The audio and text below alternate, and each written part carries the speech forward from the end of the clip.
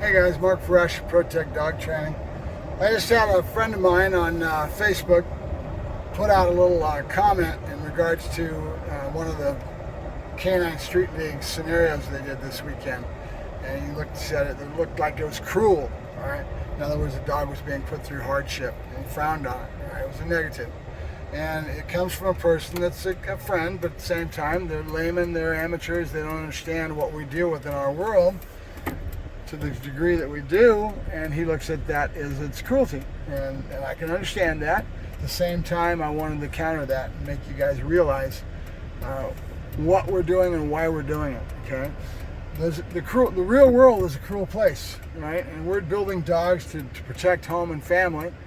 And the sport that you're seeing is a sport that's going after points within the criteria of a sport that requires the dog to show the strength that's needed to be able to possibly go towards police, military, or whatever it may be.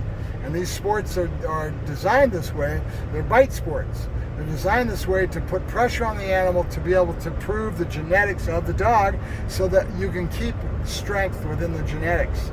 If you don't, over time, and you end up having the milksops of the world and the foo-foos of the world that want a couch potato and don't understand this, if you let the bleeding hearts, is a good way of saying it, oh my God, you're trying to kill the dog. If you let the bleeding hearts of the world take over, pretty soon you have nothing that tests the true mettle of the dog in such a way that you will keep the genetic strength going in the animals, right? And over time, you will end up washing that genetic strength. You have to understand, dogs have been bred for hundreds of years to fulfill a purpose, thousands of years to fulfill a purpose. And in the old days when we had animals, we used them in the way that is part of life, to survive. You butcher your animals, you feed your family, that's part of life. And nowadays, the way things are getting is everybody wants to get up in arms and start going, oh my God, you're trying to kill the dog, but you're not looking at the large picture. The large picture is that we're putting stressors on dogs to show that they have the strength to get through certain things in the criteria, and then those dogs are ending up being in the breeding programs that end up having that genetic strength keep going further, right? That's what it's all about. If you let the other type of thing happen and the bleeding hearts of the world goes, oh my God, that looks like it's cruel, and you stop putting this true test on the animal and you stop putting the dogs into situations that end up putting pressure on them that will prove their mettle or not, they've got to meet the criteria, you will end up with nothing but milksops, and you will lose the quality in the dogs that you're trying to produce to fulfill a function in the real world. The real world is military, police.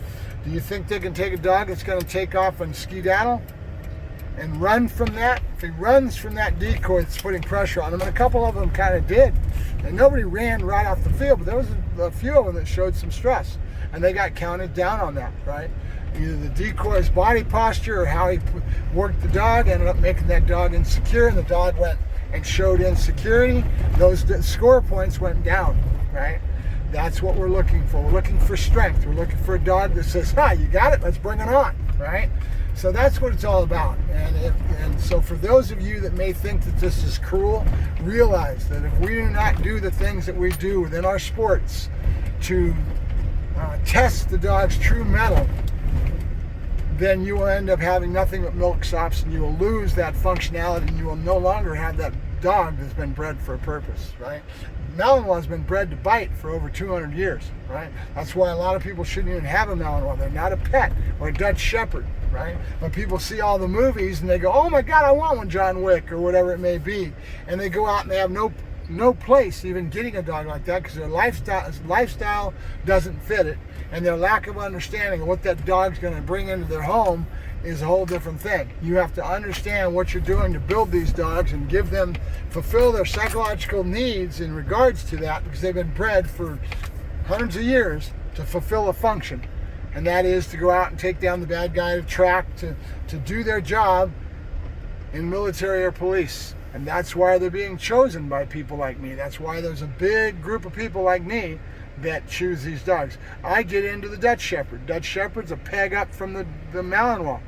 And they are known to be a dog that is not for the layman. They're not a pet. right? They're a dog that for the person that wants to go out and fulfill a function and understands what they're getting into, that's what you want to do. There's a reason that I get the Dutch Shepherd, because it's a challenge for even me, right? The dogs are not a pet, right?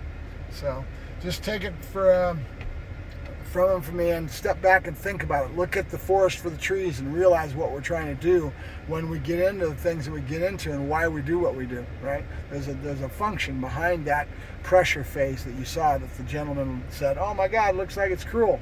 Well, there's a reason for it, right? It's a true test of the mettle of the animal, right?